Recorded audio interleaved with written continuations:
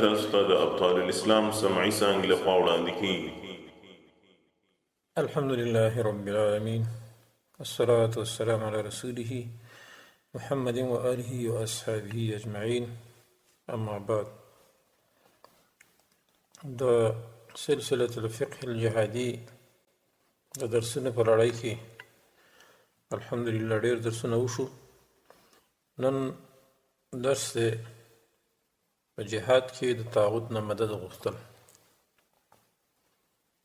یا الاستعانة بالطواغیت والکفار. د دې حکم څه دی چې د کافر نه مدد اخلي او بل کافر پې وهي. دا ډېره اهم مسله ده چې په جهاد کې د طاغوت نه مدد غوښتل دا جواز لري او که نه. او دا مسله ذکر کول تفصیلي ډېره اهمه ځکه ده چې بعضو د طاغوت مجاهدینو یوه رساله په اردو کې شایع کړې چې په دې مسله کې ډېر خلط ملط کړی، خلک یې په شک کې اچولي.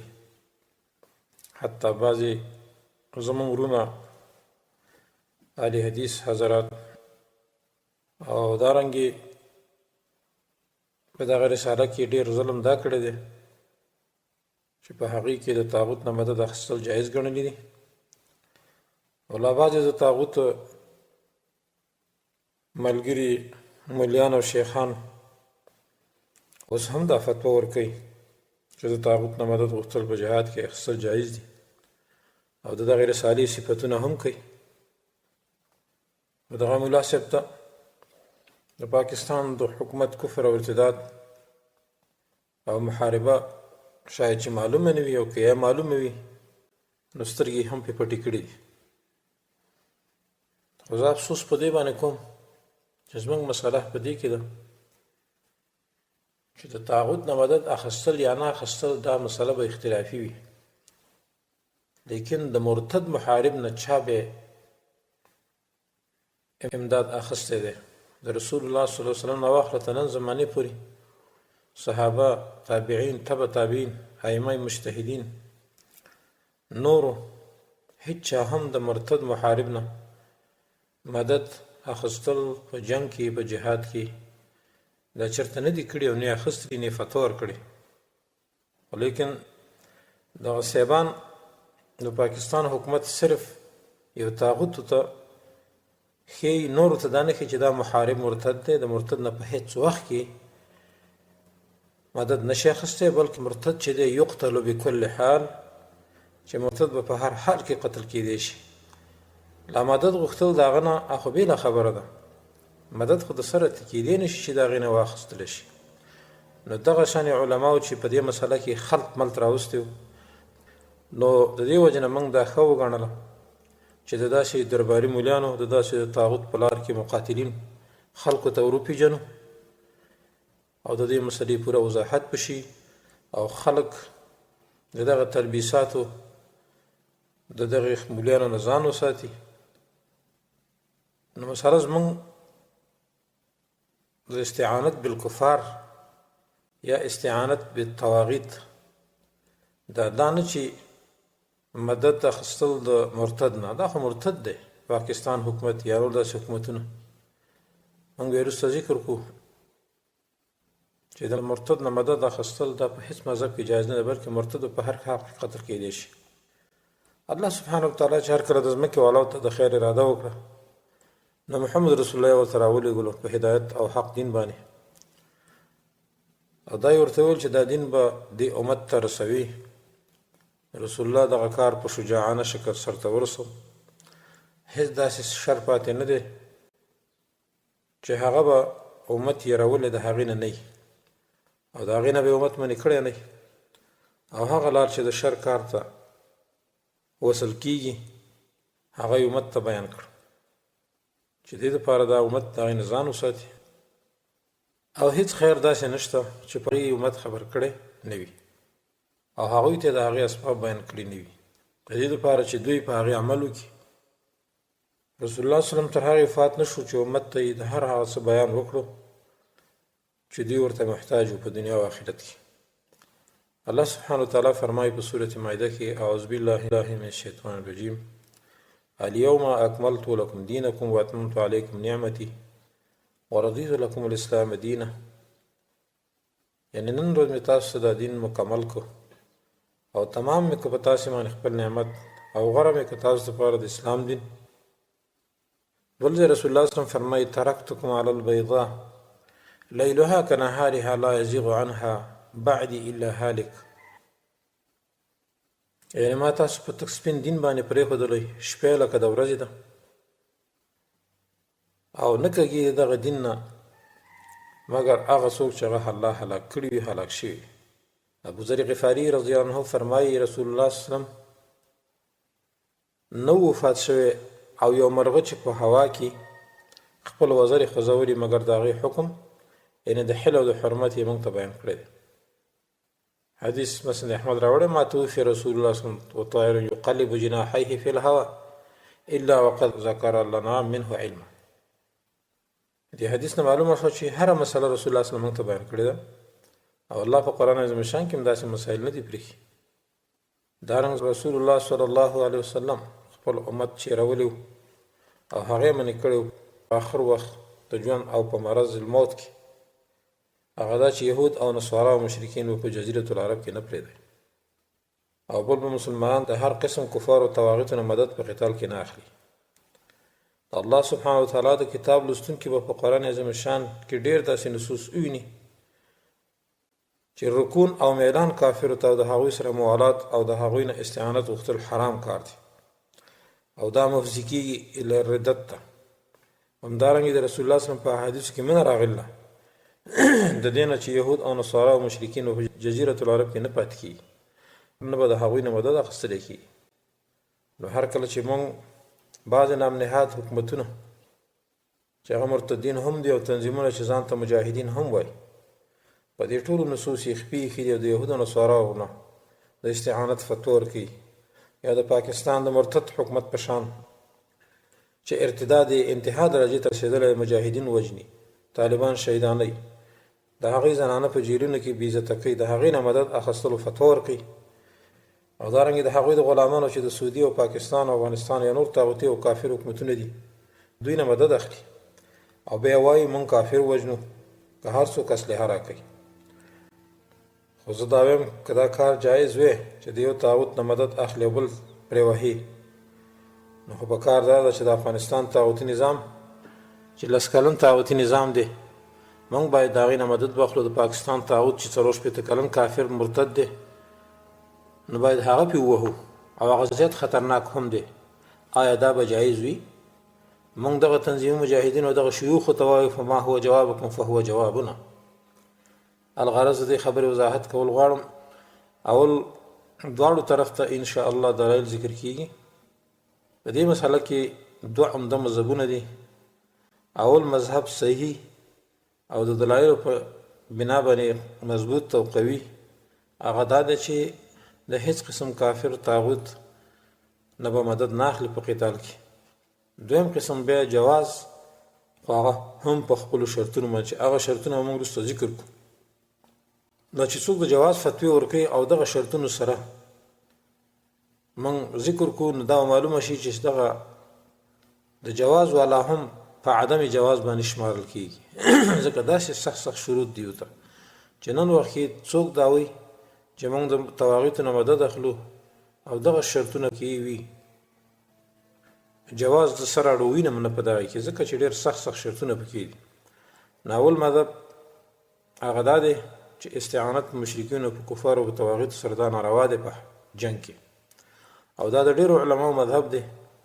چې استعانت د طاغوت نه او د کفارو نه په قتال کې حرام دی. البته بعضې علماو د دې نه هغه خدمتګاران د کفارو مستثنا کړي دي د دې دپاره چې دغه کفار د ذلت او سپکوالي نه ونه وځي. دا کفارو باندې که تاسو داسې کارونه کوئ داسې مدد ته اخلئ چې تاسو یې غلامان جوړوئ او خپل کارونه پې کوئ سخت او د ذلت نو دا به صحیح وي. لکه دا مسلک د شیخ الاسلام ابن تیمیه امام شوکاني او نور اهلحدیثو. لیکن بعضې مولیانو دا خبرې ټولې پټې کړي دي صرف دی ورته ښودلي دي چې بس هله دا رساله وګورئ چې طاغوت کې تحت جهاد کرنا لکه مخکې هم پسې ځه کنه د دې وجه نه دا مسلک دی د اهلحدیثو او د محققین علماو چې مدد به د هر قسم کافر او طاغوت نه ناخلي په جنگ کې. اول دلیل واوره الله سبحانه وتعالی فرمایي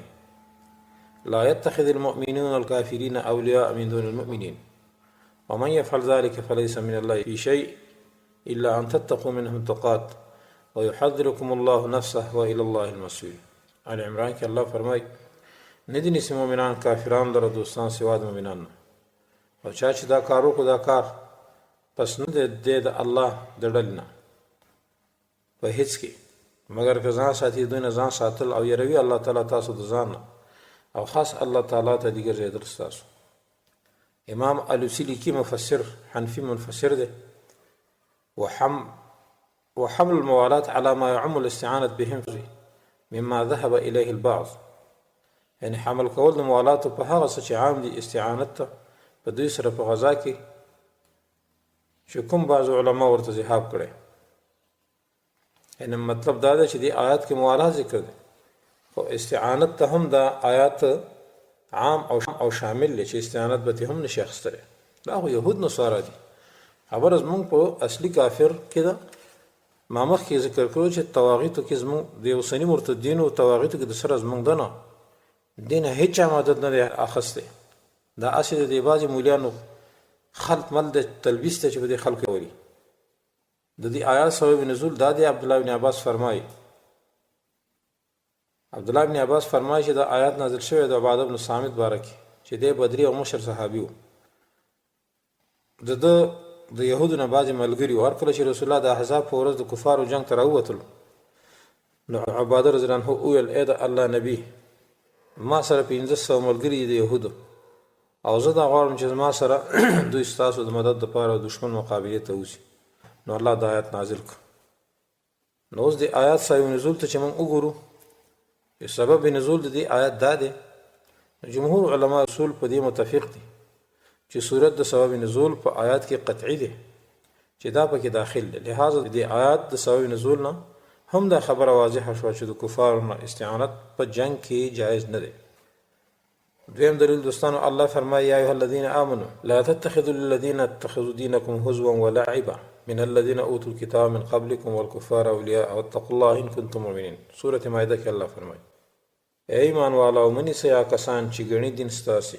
ټوکې او لوبې دا کسان نه چې ورکړه شوی دی ورته کتاب مخکې ستاسو نه او نورو کافران لره هم دوستان او ویرېږئ د الله تعالی نه که تاسو یې مؤمنان. د سورة مائده آیات دی. ابو بکر جساس دی آیات په ذیل کې لیکي نهى عن الاستنصار بالمشركين لأن الأولياء هم الأنصار. وقد روي عن النبي صلى الله عليه وسلم أنه حين أراد الخروج إلى أحد جاء القوم من اليهود وقالوا نحن معك فقال إنا لا نستعين بمشرك. أحكام القرآن څلورم جلد څلورم صفحه کې لیکي یوصل څلورم صفحه کې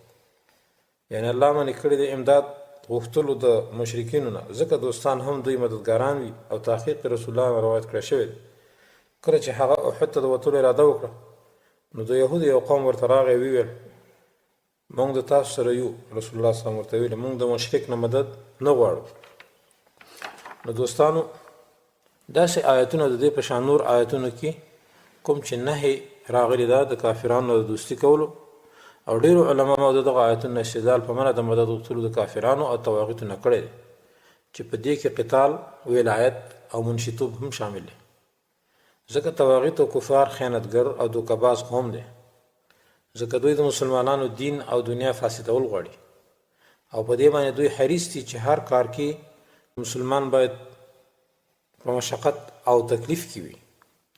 لکه چې الله تعالی د دوی په حق فرمایي یا ایها الذین آمنوا لا تتخذوا بطانا من دونكم لا يألونكم خبالا ودوا ما عنتم قد بدت البغضاء من أفواههم وما تخفي صدورهم أكبر قد بينا لكم الآيات إن كنتم تعقلون. آل عمران کې الله فرمایي یعنی ایمان والاو منیسئ دوست د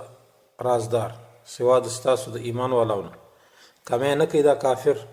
په نقصان ستاسو کې خوښوي دوی هغه شی چې په تکلیف کې اچوي تاسو یقینا ښکاره شوي د کینه د خلو د دوی نه او هغه چې پټوي سینې د دوی ډېر زیات دی بیان کړی دی الله تعالی موږ تاسو ته یعنې چې په زړونو د هغوی کې حسد او بغض دی هغه ډېر زیات دی بیا یې وروسته فرمایي بیان کړی دی موږ تاسو ته نښې د دوی که تاسو عقل لرئ امام ابن مفلح حنبلي وایي قاضي ابو يعلى د حنبلیانو نه وایي وفي هذه الآية دليل على أنه لا يجوز الاستعانة بأهل الذمة في أمور المسلمين من العمالات والكتبة ولهذا قال الإمام أحمد لا يستعين الإمام بأهل الذمة على قتال أهل الحرب آداب شرعي کې دی لیکي چې امام ابو اعلی زمونږ د ملګرو نه وایي چې آیات کې دلیل دی چې د مسلمانانو په امور او کارونو کې لکه کتابت او دفتري کارونو کې د اهل ذمه والو نه مدد نشي په طلب کېدی د دې وجه نه امام احمد فرمایي چې په زمینو باندې به د قتال د اهل حرب سره مدد نشي طلب کول نو هر کله چې په اهل ذمه باندې مدد اخیستل جایز نه دی سره دی نه چې دوی ماتح دي د اسلامي خلافت د لاندې دي نو آیا هغه طاغوتي حکومتونه چې بغیر د شرط نه نه خو مدد ورکړي او بیا به یو مجاهد لکه د غلام استعمالوي لکه پاکستان چې بعض تنظیمي مجاهدین لکه د ښځو غلامان دوی استعمالوي د دې لپاره چې دوی د کفر نظام او د دوی د زنا اډې او د دوی د شراب او عیش عشرت ژوند پرې بچ شي دغه مجاهدین خپله وینه د مرتد کافر طاغوتي او د انګریز د غلام دپاره ولې توی کړي مجاهد خو هغه څوک دی چې رسول الله صلی الله علیه وسلم ویلي من قاتل لتكون کلمة الله هي العليا فهو في سبيل الله یعنې هغه څوک چې قتال کې دې دپاره چې د الله کلمه اوچته شي هغه په لار د الله کې مجاهد دی د الله تعالی د اعلا د کلمت الله دپاره قتال کوي هغه مجاهد دی دوستان هسې نه چې د پاکستان د بچاو د شرابیانو د کفر د قانون دپاره قتال کوي دغه مجاهدین هسې نه چې الله نه خواسته هندو ستړی الله ناراض جوړ نشي شیخ الاسلام ابن تیمیه رحمه الله وروستو د هغه نه چې هغه آیاتونه یې ذکر کړي چې پکې د کفارو دوستۍ نه منه راغلې ده او پکې یره ذکر شوی ده وایي ولهذا كان السلف رضي الله عنهم يستدلون بهذه الآيات على ترك الاستعانة بهم في الولايات شیخ الاسلام لیکي په دې آیتونو باندې استدلال کړی شوی ده په پرېښودلو د مدد د کافرانو په حکومتي چارو کې بیا د امام احمد نه په صحیح سند سره روایت کړی چې ابو موسی اشعري وایي ما عمر فاروق ته وویل چې زما یو کاتب په کار دی یعنې یو منشي مې دی خو هغه نصراني دی عمر فاروق ورته وویل څه وجه ده تا الله دې تا قتل کړي آیا تا د الله نه نه دی اورېدلي چې هغه فرمایي ای ایمان والو یهود او نصارا په دوستۍ مه نیسئ بعضې د دوی نه دوستان دي د بعضو ولې د پوخ موحد مسلمان کاتب نه نیول هغه به دې منشي کړی وی ابو موسی اشعري فرمایي ما ویل ای امیر المؤمنین زما یې صرف کتابت پکار دی او د خپل دین دی عمر رضی الله عنه ورته وایي دوی ته عزت مه ورکوئ کله چې الله دوی سپک کړي دارنګې دوی ته عزت مه ورکوئ کله چې الله دوی ذلیله کړي او ځان ته یې مه نږدې کوئ کله چې الله دوی لرې کړي نو د عمر فاروق دغه قول چې مخکې ذکر شو چې موږ مخې ته کېدو دوستانو او اوسني حواغیت وګورو چې دوی د امریکا او د یهودو او نصاراو مشرانو څومره عزت اکرام او القاب هغوی ته ورکوي د عزت بلکې د هغوی په راتګ خوشحالي نو آیا دا هم مسلمان کېدی شي بلکې د یهودو ملک ته د تګ دپاره چې څومره پیسې دوی لګوي تر دې چې سجده هم ورته کوي خو ولې بعضې مولیان د دوی په دې دومره نواقضو باندې خپې راکاږي او بیا هم وایي چې یاره دوی نه مدد جایز دی لہذا دا اثر هم دلیل دی وروسته اثارو کې ورته موږ اشاره هم وکړو چې کافر منشي نشي جوړولی نو د هغې نه مدد څنګه واخلي دریم دلیل عایشه رضی الله عنها فرمایي رسول الله صلی الله علیه وسلم د بدر په طرف ووتلو هر کله چې د حر الوبره ته ورسېد یا یو ځای دی نو یو سړی ولیده چې دغه سړي صفت خلکو ډېر کولو چې دا سړی ډېر بهادر او جرأتمند سړی دی نو رسول الله صلی الله علیه وسلم صحابه کرام هم خوشحاله شو په دې خبره چې کله دغه ولیدو نو دغه سړي رسول الله صلی الله علیه وسلم ته وویل زه راغلی یم دې دپاره چې تا سره شم ستا په ملګرتیا کې هم زه جنګ وکړم دې مشرکینو سره نو رسول الله صلی الله علیه وسلم ورته فرمایي تؤمن بالله ورسوله قال الله ای ته په الله او په رسول ایمان راوړې او ورته نه قال رسول الله صلی الله علیه وسلم ورته فرجع فلن استعین بمشرک استعین بمشرک زه لاړ شه زه په مشرک سره مدد نه حاصلوم په بل مشرک باندې رسول الله صلی الله علیه وسلم ورته درې وارې دا خبره وکړه بیا په دوه وارې ورته وکړه دریم وار ورته وایي تؤمن بالله ورسوله قال نعم وقال له رسول الله صلی الله علیه وسلم فانطلق واپس. دا حدیث امام مسلم ذکر کړی.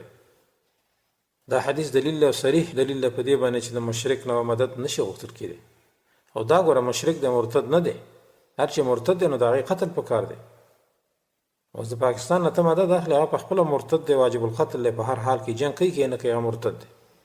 له داسې مرتد چې هغه طایفې ممتنعه وي هغه ډېره شد او اغلظ دی، کفر یې د ټولې دنیا نه مخکې دی. نن امریکا ده راوستې نو څنګه د هغه نه مدد غواړي؟ ولې د سترګې پټوي شیخانو یا مولیانو؟ طاغوت نه مدد اخلي، طاغوت نه به خود مدد اخلي چې تالته ورته ښکاره کېږي. که برعکس د افغانستان خلک دا خبره وکړي چې موږ دې طاغوت نه مدد اخلو هغه پې ووهو نو بیا به څه کوي؟ نصوص به موږ او تاسې خپې نه ږدو، نصوص په خپلو کې نه خلط ملط کوو، په عوامو به تلبیس نه راولو بلکې عوام به پوهوو. نو دا حدیث صحیح دلیل دی په دې باندې چې د طاغوت نه مدد نشي اخیستی، د مشرک نه نشي اخیستی. نو طاغوت خو پرېږده، داسې مرتد خو پرېږده. او ایمان شرط دی د استعانت دپاره، لهذا د موجوده طواغوت ایمان صحیح نه دی. لہذا دی حدیث بنا امداد ترنه د کفر مقابل کې صحیح نه دی. امام نووي باب لګولې دی حدیث ته، باب کراهة الاستعانة فی الغزو بکافر. باب د په دې باره کې چې د کافر نه مدد اخیستل حرام دي په غزا کې.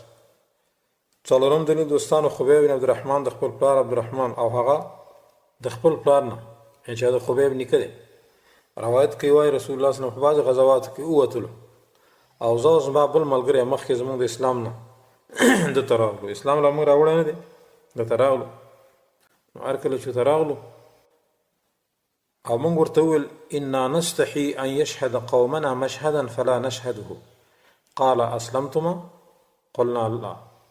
قال فإنا لا نستعين بالمشركين المشركين فأسلمنا وشهدنا مع رسول الله صلى الله عليه وسلم فقتلت رجلا. دا حدیث طبرانی په کبیر کې راوړی، حاکم هم راوړی، امام احمد هم راوړی، صحیح حدیث دی. مشکور الاثار کې امام طحاوی هم ذکر کړی، بهقي هم راوړی. او دې حدیث مطلب او خلاصه دا ده چې دا دوه صحابه وایي چې موږ حیا کوو چې زموږ قوم به یو ځای ته حاضر وي او موږ به هغه ته نه حاضرېږو. نو رسول الله ورته وویل چې تاسو اسلام راوړی دی؟ موږ وویل نه. رسول الله صلی الله علیه وسلم وویل یقینا موږ امداد د مشرکینو نه په مشرکینو نه طلب کوو، د هغې مقابل کې چا نه مدد نه اخلو، د مشرک نه. بیا موږ اسلام راوړو او د رسول الله صلی الله علیه وسلم سره قتال ته حاضر شولو. نو ما یو سړی قتل کړو او زه یې ووهلم په سخت والو سره، نو ما بیا د دغه مقتول لور په نکاح کړه. دا حدیث هم صریح دلیل دی په دې باندې، صریح دلیل دی په دې باندې چې د مشرک نه به امداد نشي اخیستلی. لا نستعینو بالمشرکین المشرکین. زم دلیل دوستانو هغه دا دی، ابو حمید ساعدي رضی الله عنه فرمایي رسول الله صلی الله علیه وسلم د احد په ورځ راووتل، تر دې چې ثنیة الوداع ته راورسېد نو شا طرف ته یې ناګاه وکتل. چې ویې کتل نو فإذا كتيبة خشناء قال صلى الله عليه وسلم من هؤلاء؟ قالوا هذا عبد الله بن أبي بن سلول في مواليه من اليهود من بني قينقاع وهم رهط عبد الله بن سلام فقال أو قد أسلموا؟ قالوا إنهم على دينهم. قال قل لهم فليرجعوا فإنا لا نستعين بالمشركين على المشركين. دا حدیث امام حاکم بهقي طبرانی وغیره راوړی، صحیح حدیث دی. خلاصه دا چې رسول الله صلی الله علیه وسلم چې کله وروسته وکتل نو یو لوی جماعت د وسلو نه بار یې ولیدو، وسلې هم ورسره وې او په خپله خوښه ګور راغلي وو. ته خو چې نن د پاکستان نه مدد غواړي، ښه دې غلام کړي، ښځه نه جوړه کړي چې څه د سره کوي هغه سره کولی شي. بیا ورته هې هې کې پوټاشیم یې وبورې د درکړي نو بس ته به وایې چې بلکل لا وراوړي دی فتح کړو. په دغې باندې دین خرڅوئ. او د وسلو سره بار دا جماعت رسول الله صلی الله علیه وسلم ولیدو را روانو. رسول الله دا څوک دي؟ صحابه کرام وویل دا د عبدالله بن ابی بن سلول دی، خپل ملګري سره دي چې یهود دي د بني قینقاع د قبیلې نه، او دا د عبدالله بن سلام قوم. رسول الله صلی الله علیه وسلم وویل آیا دوی اسلام راوړی دی؟ صحابه کرام وویل نه، بلکې دوی په خپل دین یهودیت باندې دي. نو رسول الله صلی الله علیه وسلم وویل ورته ووایه واپس دي شي، یقینا موږ امداد نه غواړو د مشرکانو نه د مشرکانو مقابله کې. د دې نه بل صریح دلیل دا کیدی شي رسول الله صلی الله علیه وسلم دا دومره ډله واپس کړه په خپله خوښه په خپله خوشحالۍ باندې رسول الله صلی الله علیه وسلم کافر مقابلې ته د رسول الله صلی الله علیه وسلم سره ووته. رسول الله بیا هم دوی منې کړ چې موږ نه غواړو داسې مدد تر څو چې تاسې ایمان را نوړئ. شپږم دلیل دوستانو، انس رضی الله عنه فرمایي رسول الله صلی الله علیه وسلم لا تستهزئوا بنار المشرکین ولا تنقشوا خواتیمکم عربیا، یعنې تاسو د مشرکینو د اور نه په رڼا سره فایده مه اخلئ او نه په خپلو ګوتو باندې د محمد صلی الله علیه وسلم نوم ولیکئ. دې حدیث معنا انس خپله داسې کړې ده چې لا تنقشوا فی خواتیمکم محمدا وقول صلی الله تستهزئوا بنار المشرکین ای لا تستشیروا المشرکین فی امورکم وتصدیق ذلك فی کتاب الله یا ایها الذین آمنوا لا تتخذوا بطانة. یعنې د لا تنقشوا معنا دا ده چې په خپلو ګوتو کې د محمد صلی الله علیه وسلم نامه مه لیکئ، او د لا تستضیئوا بنار المشرکین معنا ده چې تاسو د مشرکینو سره په خپلو کارونو کې مشوره مه کوئ. حسن بصري رحمه الله فرمایي او رسول الله صلی الله علیه وسلم منې کړې ده د دې نه چې د مشرکینو نه استعانت وغوښتل شي په یو شي سره، او بل د دې نه منې شوې ده چې په خپله ګوته کې دي د رسول الله نامه ولیکلی شي. لیکن امام ابن قیم د حدیث معنا بیا داسې کوي چې لا تستضیئوا بنار المشرکین، یا د لا تستضیئوا معنا دا ده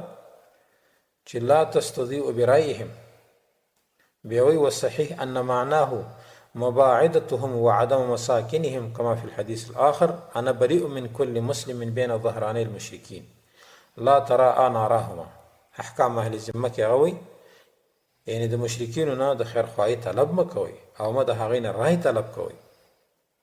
اوس خو شوراګانې سره کوي داسې ښه کښېني غټې غټې ګیرې او پنسې را بډوالې لکه څه کې دا مشوره ده. رسول الله صلی الله علیه وسلم فرمایي د دغه مشرکینو سره دا مرتد دي، د هغوی سره مشوره څنګه کوي. نو امام ابن قیم رحمه الله فرمایي چې صحیح معنا دا ده چې لرې والی د مشرکینو نه او نه اوسېدل د هغوی سره، لکه چې بل حدیث کې رسول الله فرمایي چې زه بېزار یم د هر مسلمان نه چې د مشرکانو منځ کې اوسېږي چې د یو بل اور ونه ویني. دا احادیث او دغه آیاتونه په دې باندې دلیل دی چې د مشرک نه د کافر اصلي نه مدد نشي اخیستل کېدی په جنګ کې. مرتد خو ځان ته خبره ده. دې مسله کې بعضې اثار هم شته د صحابه کرامو نه. مخکې د ابو موسی اشعري اثر موږ نقل کړو د عمر فاروق چې څومره ورته پکار شو چې الله دې تا قتل کړي، ته یو مسلمان موحد شته چې هغې نه منشي جوړ کړي، دغه نصراني دې څه نه نیولی. دویم اثر د خالد بن ولید رضی الله عنه دی چې عمر بن الخطاب ته یې ولیکل چې په شام کې یو کاتب نصراني دی چې موږ دا د شام مالې راغونډو ټکس، زموږ بله چاره نشته. دا سړی ډېر پوه دی په دې باندې د شام خراج او د مالې وغیره بغیر د نه سمیږي او نه حساب سمیدلی شي. بیا ورته عمر فاروق وایي عامل یې مه جوړوه، زه ته وایم. خالد رضی الله عنه ورته ولیکل چې که دی عامل نشي دی موږ منشي مقرر نه کړو نو مال به ضایع شي. عمر فاروق ورته وویل نصراني مړ شو، بیا څه کوې؟ نو بیا به هم مال ضایع کېږي. د دې دا مطلب دی. نو دا صحیح دلیل دی د عمر فاروق رضی الله عنه خلیفه راشد دویم خلیفه دی چې دا د دې صحیح دلیل دی او دا مسله په وضاحت سره بیانوي چې یو نصراني چې هغه کافر اصلي دی هغه به منشي قدرې هم نه جوړوي، لا پاتې طاغوتي مرتد.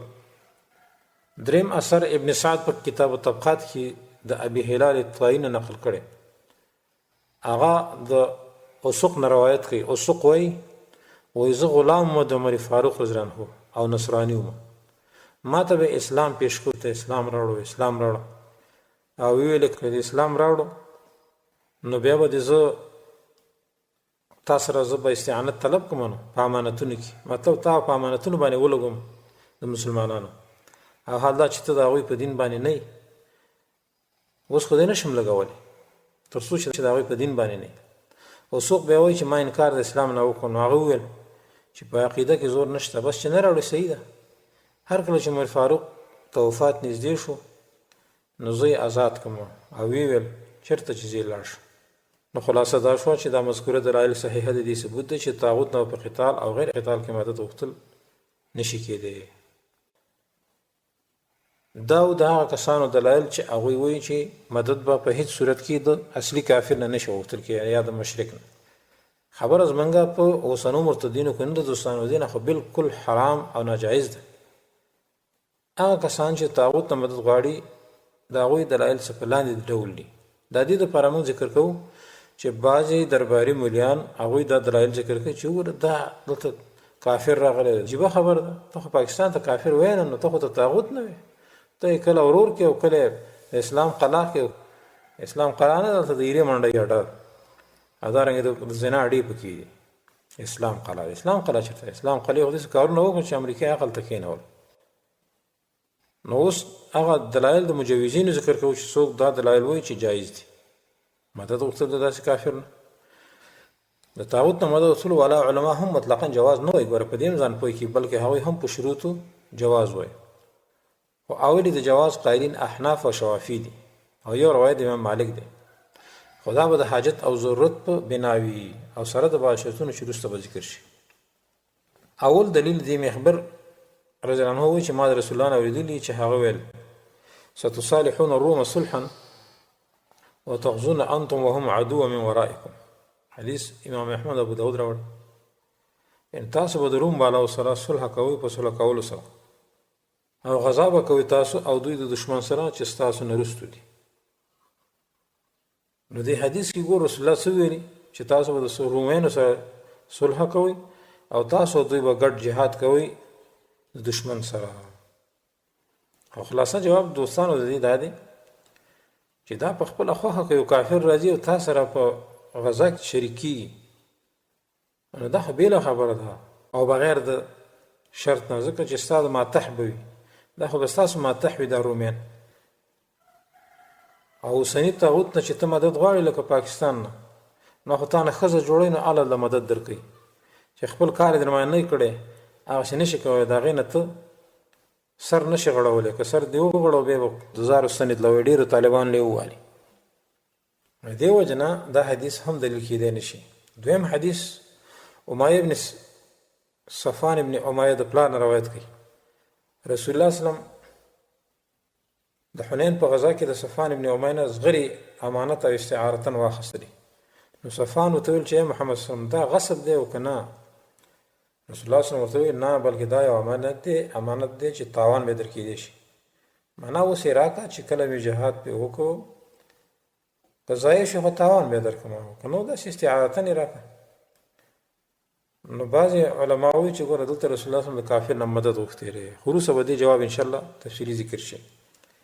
دریم دلیل د سیرت بعضې کتابونو کې راځي چې د حنین په غزوه کې صفوان بن امیه خپله شریک شوی و لیکن دا ثابته نه ده وروسته یې موږ ذکر کړو هر کله چې جنګ سخت شو او بعضې شکمنو قریشو شک وکړو چې مسلمانان شکست خورده شو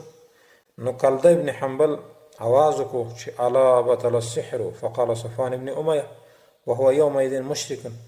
اسكت فض الله فاك لأن يربني رجل من قريش أحب إلي من أن يربني رجل من هوازن ابن حبان او ابو یعلا د حدیث راوړي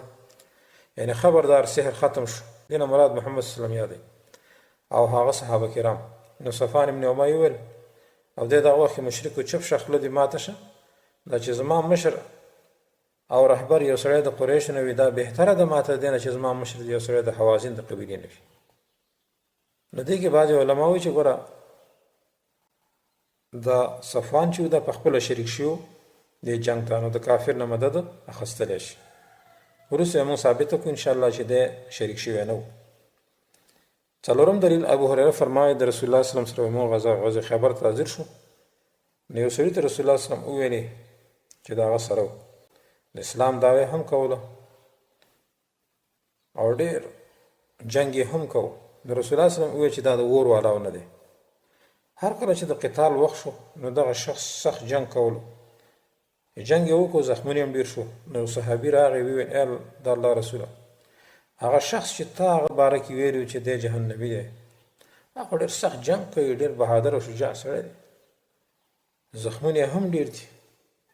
بیا رسول الله صلی الله علیه وسلم وویل چې ګوره دا سړی په اور کې دی هغه د اور والاو نه دی نو خوښ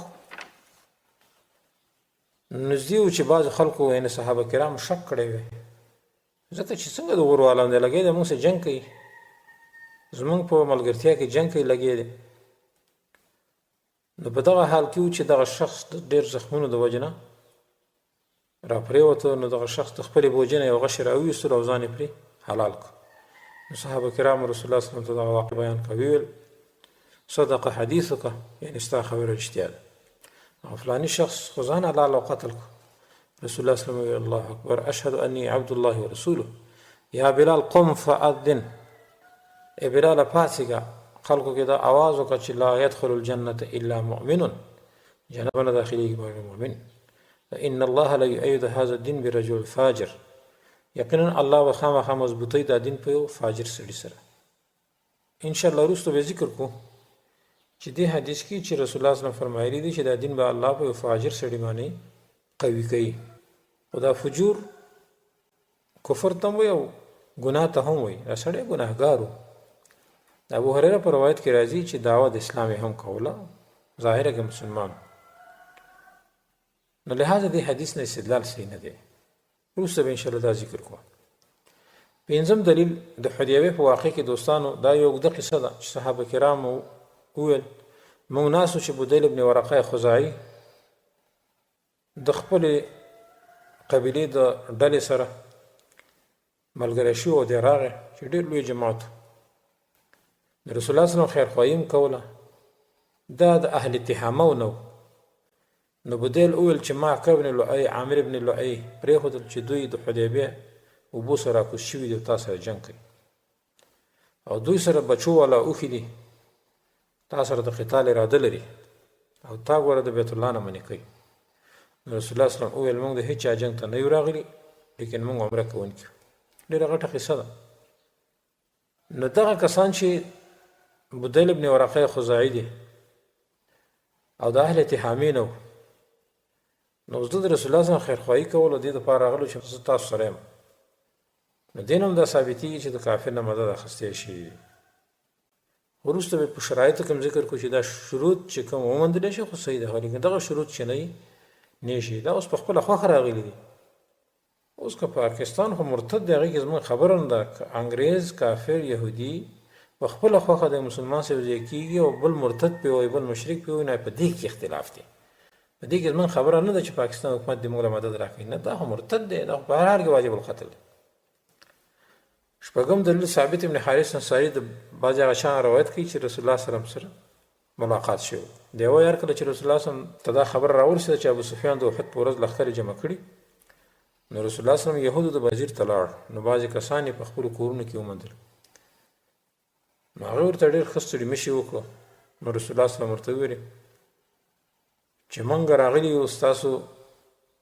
د خیر دپاره موږ هم اهلي کتاب یې تاسو هم اهلي کتاب یاستئ او د اهلي کتاب په اهلي کتاب باندې نصرت لازم دی او موږ ته دا خبر رسېده چې ابو سفیان را روان دی جنگ ته او ډېر خلکو سره دی نو رسول الله صلی الله علیه وسلم دې یهودو ته وویل چې یا موږ سره جنگ ته ځئ او یا به صلاح راکوئ راله دا خبره ورته وکړه عالیة به راکوئ اوس رسول الله صلی الله علیه وسلم دغه یهود اختیارمند کړو په دوه خبرو یا خو ما سره جنگ کې ملګري کېږئ او یا به صلاح راکوئ او دا استعانت دی په مشرکینو باندې په قتال کې اگر که هغوی ونه وتل دغه شرعي حکم د شارع نه ثابت شو د دې جواب به موږ وروسته وکړو چې دا په خپله خوښه باندې کوم شرط یې پرې نه ولګولی په رسول الله باندې افغانستان ته ورشه پول به الوځي ملک به وژنې پلانی به وژنې دلته خیر دی که زه مرتد شراب څکمه خور و مور نه پېژنم خیر دی ځکه زه پاکستانی یم زه نه کافر کېږم او ته مو ته خوله چینګه چینګه چې صحیح ده که نه ته به لاړ شه دا واقع مو په خپلو سترګو باندې لیدلې ده چې د مجاهدینو په وخت کې یو په پنجابي کرنل یو عالم د لغمان په شا باندې داسې ووهه په بوټانو باندې چې د بوټانو او چاپونه د هغه په سپینو جامو باندې پراته وو چې ما ته ویل چې پلاني ځای پول والوځه تا ولې وانلوځو 1,00,000 روپۍ له ورکړې دا موږ ته خپل سړي خبره کوله چې موږ په دغه مجلس کې ناستو نو پنجابي کرنل ګیره خریل و شراب یې وڅښلي و راغله او دا ملا یې ووهه چې ما تاسو ته پول ویلو تا وانلوځو داسې استعانت غواړي الله یې تباه برباد کړه چې ته استعانت اخیستل جایز دي دا خو ډېره بې غیرتي ده دوستان اووم دلیل ابن عباس فرمایي چې رسول الله صلی الله علیه وسلم د قینقاع په یهودو سره استعانت وغوښتلو نو هغوی ته معمولي غوندې حصې ورکړه او پوره سهم یې ورته ورنکړو دې مسله کې بعضې اثار هم شته دوستانو خو خلاصه دغه ده چې دغه دلایل د مجوزینو چې موږ ته معلوم او د غیر مجوزینو مخکې د دې نه چې په مناقشه د اقوالو او نظر کولو ترجیح ورکولو او په جمع کولو یا توفیق بین الادله کې موږ وضاحت وکړو نو اول هغه شروط ذکر کوو چې کوم دغه مجوزین یې ذکر کوي. نو مطلب دا دی چې که دغه دلایل د مجوزین هم صحیح شي چې هلکه دا موږ جایز ګڼو، خو دا به هم په دې لاندې اتو شرطونو باندې وي. دوستانو که دا اتو شرطونه نه وي نو دغه علما بیا هم جایز نه ګڼي استعانت د مشرکانو د اصلي کافرونو. اول شرط علما دا ذکر کوي دا څوک چې استعانت د مشرک او د کافر نه جایز ګڼي چې کافر به د مسلمانانو په حق حسن الرای وي. د دې دا معنا چې دغه کافر شخص یا حکومت چې تتنه مدد اخلي د مسلمانانو باره کې به د ښې رای خاوند وي، دوکه‌باز به نه وي، لکه د پاکستان حکومت مسلمانانو ته به ضرر رسوونکی نه وي. کومه مشوره چې دغه کافر مسلمانانو مجاهدینو ته ورکوي د صداقت مشوره او رای به وي. که دا شرط مفقود نو استعانت جایز نه دی. دغه علما وایي که دغه طاغوتي دوکه‌باز ضررناک خاین وي، نو د دې مثال لکه چې ګډې بزې لیوانو ته سړی پرېږدي او بیا وایي چې دوی به حفاظت کوي. لکه چې د پاکستان تنظیم مجاهدین چې نن پخوا وخت کې به دغه مجاهدین رانیول او روسانو سره به جنګول، وی دا د بدر مجاهدین، خو لیکن نن یو د پنجرې نه راوباسي په امریکا ښه په ګرانه بیه خرڅوي. ځکه دغه تنظیم مجاهدینو به ویل پاکستان د اسلام قلعه ده، حکمرانان او حکومت مسلمانان دي، دا د مسلمانانو حال. د دې شرط ذکر کول ډیرو کتابونو راخصي. امام شیرازي شافعي لیکي فإن احتاج أن يستعين بهم فإن لم يكن من يستعين بهم حسن الرأي في المسلمين لم نستعين به لأن ما يخاف من الضرر بحضورهم أكثر مما يرجى من المنفعة وإن كان حسن الرأي في المسلمين جاز أن نستعين بهم. ان که چېرته مسلمانان محتاج شول چې استعانت طلب کړي د کافرانو او که داسې څوک نه وو یعنې کافران چې د مسلمانانو باره کې د ښې رای والا، نو موږ ترېنه استعانت نه طلب کوو. ځکه د کافرانو د ضرر نه چې کومه ویره ده دا د هغوی په حضور کې ډیره ده، هغه چې امید ترېنه د نفع کیدی شي. او که چېرته د مسلمانانو باره کې دغه کافران د ښې رای والا نو جایز ده چې موږ ترېنه استعانت طلب کوو. امام ابن قدامه په مغني کې هم راخصي دي چې ويشترط ان يكون من يستعان به حسن الرأي في المسلمين فإن كان غير مأمون عليهم لم تجزوا الاستعانة به لأننا إذا منعنا الاستعانة بمن يؤمن من المسلمين مثل المخزل والمرجف فالكافر أولى. دی وایي شرط کړی شوی دی چې وي به هغه څوک چې پرې استعانت کیدی شي چې دی به د ښه رای والا وي د مسلمانانو باره کې. که چېرته مسلمانانو باره کې امین نه و نو استعانت به پرې جایز نه وي. ځکه یقینا موږ استعانت غوښتل د هغه چا منې کوو چې مسلمانان هم وي خو شرمونکي او په مسلمانانو کې د دروغو خورونکي وي. نو دغه مسلمان نه چې شی نه اخلي مدد، نو کافر خو بیا زیات دی د هغې نه چې د هغې نه وانخیستل شي. د امام ابن قدامه عجیبه خبره ده، ډېره ښه خبره یې کړې چې هغه مسلمان نه مدد هم نشي اخیستی چې هغه شر خوښونکی وي. نو اوس تاسو راشئ د اوسني طواغیتو نه تاسو وایئ چې دې طاغوت مدد اخیستل جایز دي. اول خو دا مسلمان نه دی، مرتد دی او بیا د شر او فسادي دی چې د شر او فساد ته دنیا حیرانه ده. نو اول شرط دا شو چې هغه کافر نه به سړی مدد اخلي چې هغه د مسلمانانو په حقله امین وي، ښه رای والا وي، مسلمانان یې خوښ وي. داسې کافر تاسو اوس موندلی شئ لکه د پاکستان حکومت چې ډېر ښه رای والا د مسلمانانو باره کې ژوندي اوسلو طالبان. لال مسجد کې په سوونو او په زرونو طالبان او طالبات شهیدان کړ. دغه د ښه رای وه که نه، دغه طاغوت نه اوس ماله مدد جایز ګڼي بعضې مولیان. دویم شرط دا ده چې ان یکون حکم الاسلام هو الساری علیهم الجاری فوقهم. د دې معنا دا ده چې کوم کافران یا طواغیت چې د هغوی نه مدد کېږي هغه به د مسلمانانو د مجاهدینو د امر ته لاندې وي. دوستانو د هغوی تابعدار به وي، د هغوی حکم منونکي به وي، تر دې چې ورسره مساوي به هم نه وي په قوت کې او نه په عدد کې او نه پرې اوچت وي. دا دلیل دی چې تدبیر د قتال او نور امور به د مجاهدینو په لاس کې وي. دا به لکه د یو غلام استعمالی داسې مدد به ترې اخلي، د هغوی د رهبرۍ د لاندې به وي د مسلمانانو، او دغه مجاهدین مستقل وي چې د طواغیت او کافر او پکې معمولي لاس هم نه وي، نه په مشوره کې او نه په کومه جرګه کې. امام ابن عبدالبر لیکي په التمهید کې چې امام شافعي، ثوري، اوزاعي، ابو حنیفه او ملګري وایي چې د مشرکینو نه مدد غوښتل په مشرکینو باندې په قتال کې باک نه کوي، خو چې د اسلام حکم په کافرو غالب وي او دوی مغلوب وي او یقینا د دوی نه استعانت مکروه دی. کله چې د شرک حکم په دوی غالب وي بیا حرام دی، بیا به استعانت نشي طلب کېدی. او امام شافعي رحمه الله لیکي کتاب الام کې چې باک نشته که د اسلام حکم غالب وي چې مدد طلب کې شي د کافرونو یا د مشرکین نه په قتال مشرکین باندې. او دا ځکه چې دوی وینې حلال دي که دوی مخامخ وي او که شاوي او که وده وي خو څنګه په مسلمانان قادر وي چې کله دعوت ورسېدلی وي نو دوی سره به جنګ کېدی شي. نو د امام شافعي رحمه الله هم دا خبره په دې استعانت کې شرط ده چې څه شی به وي چې هغوی به مغلوب وي او ته به پرې غالب وي، د اسلام حکم د لاندې به وي. امام طحاوي حنفي هم دا وایي چې قال اصحابنا لا باس بالاستعانة باهل الشرك على قتال المشركين اذا كان حكم الاسلام هو الغالب الجاري عليهم. امام طحاوي رحمه الله لیکي چې هیڅ زموږ احناف وایي چې باک نشته په استعانت طلب کولو سره په جنگ د مشرکینو کې کله چې د اسلام حکم په هغوی غالب وي، په هغوی جاري وي. او بیا وایي یقینا استعانت مکروه دی په دوی سره کله چې حکم او حکومت د مشرک مسلمانانو غالب وي، او دا قول شافعي هم دی.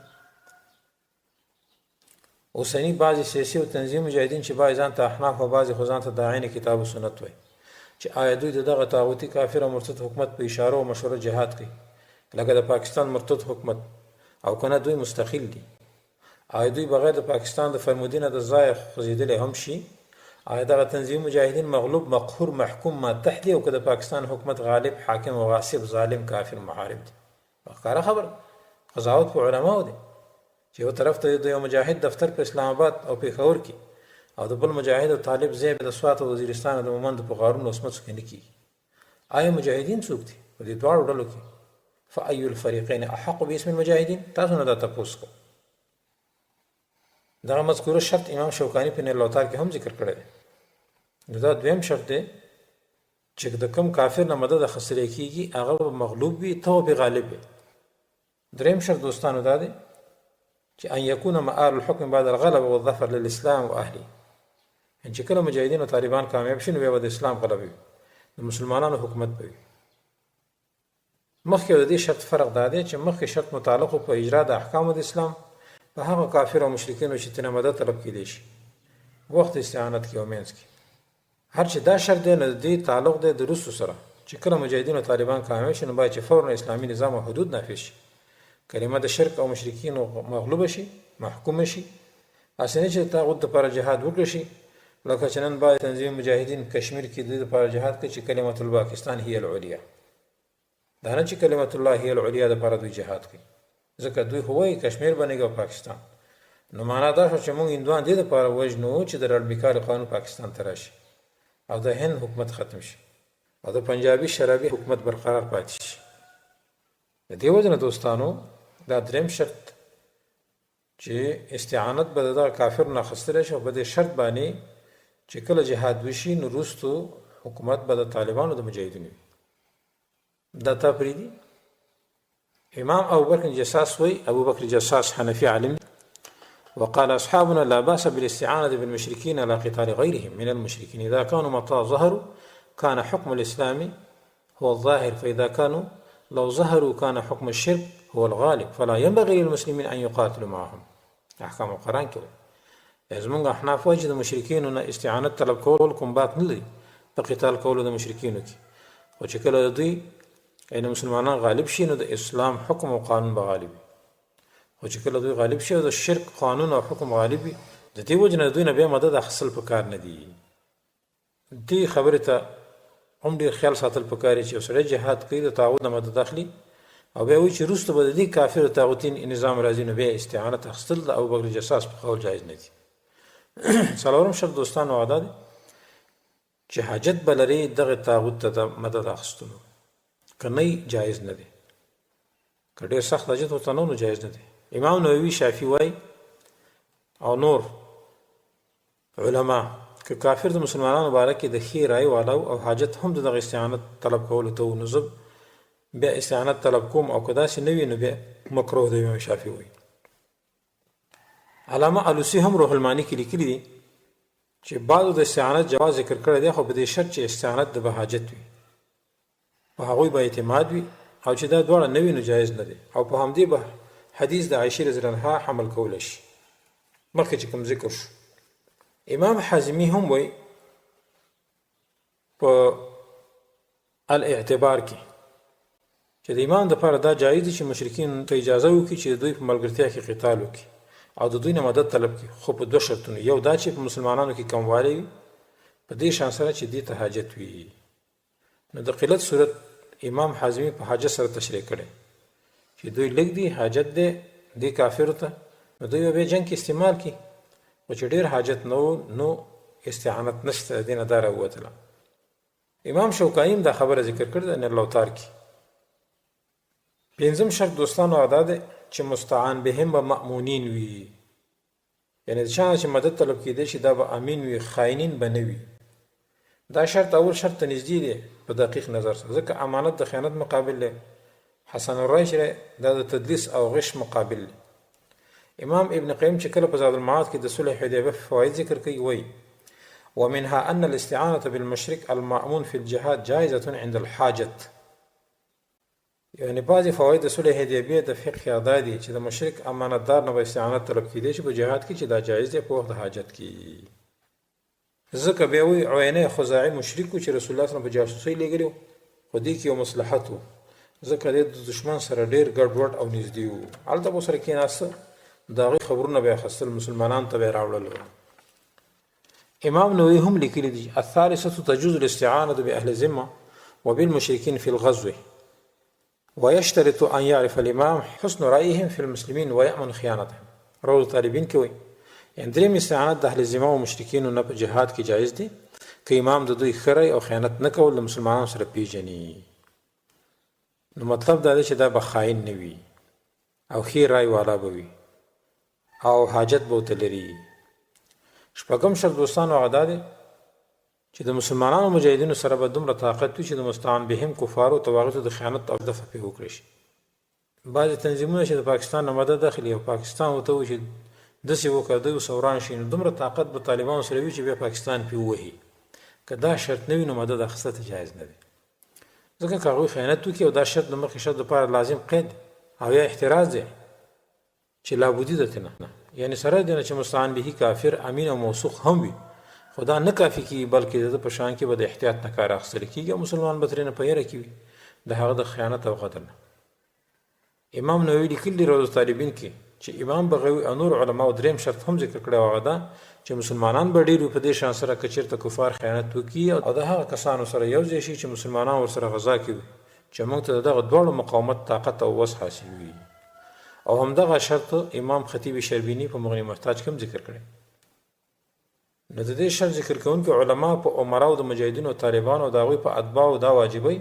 چې دوی د هوښیار او په یره کې اوسي او په خپل صفوفو کې د الله د دشمنانو نه ځانونه وساتي. دې شرط کې غفلت کول سبب ګرځي د مجاهدینو او طالبانو د شکست، خو بیا به دغه حسرت او ندامت نفع نه ورکوي. لکه چې نن پاکستاني حرامي آیسای د طالبانو او القاعده سره کوم کارونه وکړو چې یو امریکې ته حواله کوي او همدې بعضو طالبانو بعضو مجاهدینو په هغې باندې ډېر باور کوي. نن چې کوم ډرون حملې کېږي ټول پاکستان ورته چیکونه ږدي او ټول یې پې شهیدان کړو. د دې وجې نه دا شرط هم مفقود دی نن په دې کې. اووم شرط دوستانو هغه دا دی چې چا نه مدد اخلي هغه به د هغه کافر چې تو سره جنګېږي د هغه خلاف هم وي، عقیده به ورسره خلاف وي، عقیدوي مخالف وي، کوم چې مسلمانان ورسره قتال او جهاد کوي. لکه امام ماوردي دا شرط ذکر کړی د شوافیو نه چې درېیم دا دی چې ان یخالف معتقد المشرکین کالیهود مع النصارى وعبدة الاوثان فان وافقوهم لم یجوز. حاوی کبیر کې لیکلي چې درېیم شرط مخالفت د عقیدې مشرکین لکه د یهودو مخالفت د نصاراو د بت پرستانو سره، که ورسره په عقیده کې موافق وو نو استعانت جایز نه دی. علما وایي دا شرط یعنې د عقیدې اختلاف دا سبب دی چې سړی د هغوی د خیانت نه په امن کې شي. د اووم شرط. اتم شرط چا نه چې ته مدد اخلي هغه به دا چې ځان له مستقله ډله جماعت به نه وي، ستا نه ماتح به لاندې جنګېږي، د اسلامي بیرغ د لاندې به وي، د هغوی تابع به وي. امام سرخسي په مبسوط کې لیکلي دي کله چې دی د رسول الله وسلم هغه حدیث ذکر کوي د عبدالله ابن ابی ابن سلول چې رسول الله واپس که مخکې دا حدیث موږ ذکر کړ، بیا وایي چې وتاویله انهم كانوا متعززين في انفسهم لا يقاتلون تحت رايه المسلمين. سبب د رد کولو د عبدالله ابن ابی او د ملګرو هغه دا و چې دوی په خپلو ځانونو باندې معتمد و چې موږ قوي جماعت یو او جنګ د مسلمانانو د بیرغ د لاندې نه کولو. او بیا وایي زموږ د احنافو په نزد د هغو کفار نه مدد اخیستل کېدی شي چې د مسلمانانو د بیرغ لاندې قتال کوي. پس کله چې بیرغ ځان ته وي نو بیا پرې مدد طلب کېدی نشي. اوسني احناف حضرات چې کوم تنظیمي مجاهدین حنفین دي هغه د ښه سوچ دي ته وکړي چې ته وایې چې زه د پاکستان نه مدد اخلم، ته د پاکستان لاندې که پاکستان ستا لاندې دی، دې نه زه دا تپوس کوم دا شرط پکې شته دی. تا خو خپل حنفي کتاب دی مبسوط وګوره، السیر کبیر د امام محمد وګوره جلد اول صفحه 451 مبسوط 12 جلد 30 صفحه. آیا دا ستا شرط چې ته وایې چې د پاکستان نه زه مدد اخلم خیر دی که زه امریکا وایم؟ اول خو د هغې نه مدد اخیستلی نه شي ځکه خو مرتد دی. دویم دا چې دا شرط پکې نشته دی، تا ځان ته پرېږدي. ابن حمام حنفي هم فتح القدیر کې دا خبره ذکر کړې. نو هر کله چې علماو د کفر د بیرغ اوچتول په بیرغ د مسلمانانو منع کړ نو استعانت به څنګه جایز شي؟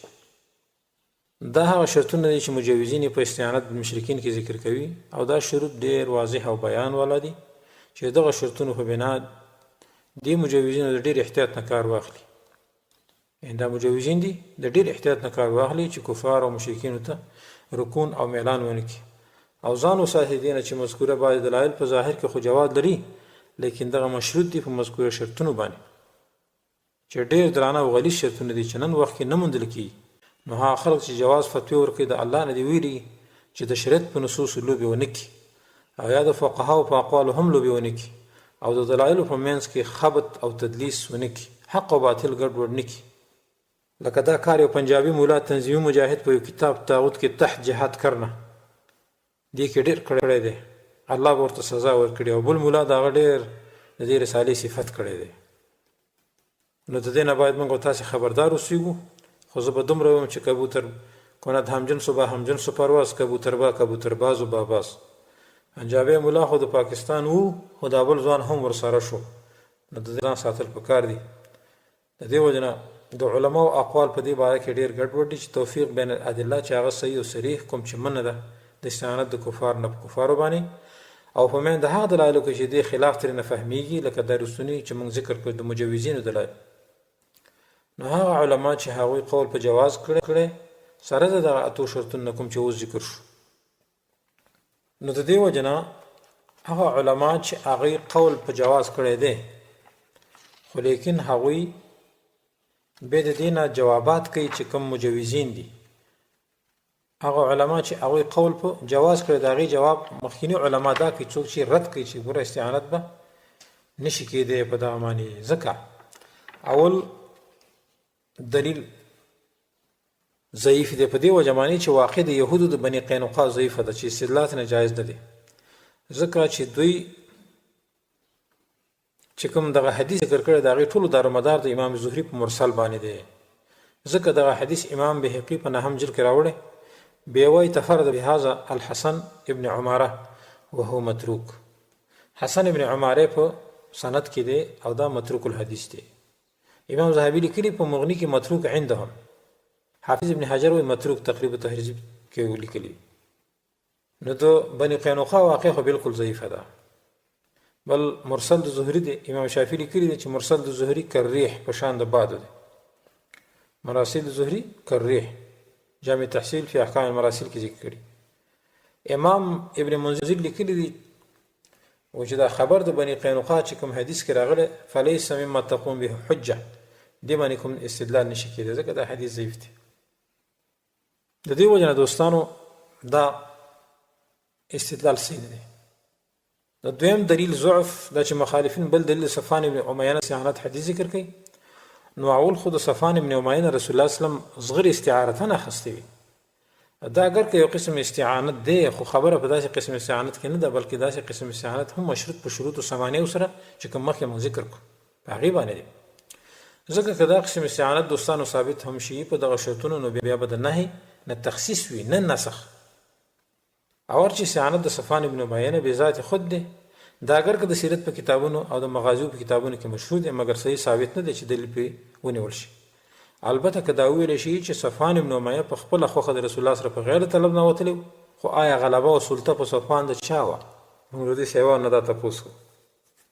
بلکې د رسول الله سره په سلطه وه نو دا هم مشروط به شرط شو. البته دی په قتال کې شریک شوی نو ځکه رسول الله په غزوه حنین کې د هیچ چا نه مدد طلب کړی نه و. لیکن سره د کفر او شرک د صفوان چې صفوان مشرک هو په دغه وخت کې کافر و لیکن رسول الله صلی الله علیه وسلم ته ډېرې عطایا او تبرعات به ورکول. د دې وجه نه چې زړه نرم شي اسلام راوړي، دې وجه نه هغه به اسلام راوړي. ابن کثیر لیکلی دی چې مؤلفه قلوب ډېر قسمونه او بعضو ته رسول الله صلی الله علیه وسلم ډېرې عطایا ورکولې چې اسلام راوړي. کما اعطى النبي صلی الله علیه وسلم صفوان ابن امیه من غنائم حنین، لکه صفوان ابن امیه ته رسول الله صلی الله علیه وسلم د حنین د غنایمو نه غنیمتونه ورکول. غنایمو ته شرک په حال کې حاضر شي. نو صفوان وایي چې ما ته به رسول الله صلی الله علیه وسلم همیشه عطایا راکولي تر دې چې رسول الله صلی الله علیه وسلم د هغې نه مخکې زما ډېر بدې شو، د ټولو خلکو راته ډېر بدې شو، خو وروسته راته بیا دی دومره محبوب وګرځېدلو چې ما ایمان راوړ. نو مذکوره قول ابن کثیر په دې باندې رعایت کوي چې صفوان ابن امیه خو قتال ته نه دی وتلی او نه مستعان به دی په وخت د شرک، دی صرف په غنایمو کې شریک شوی. دوستان نو معلومه شوه چې په مذکوره حدیث صفوان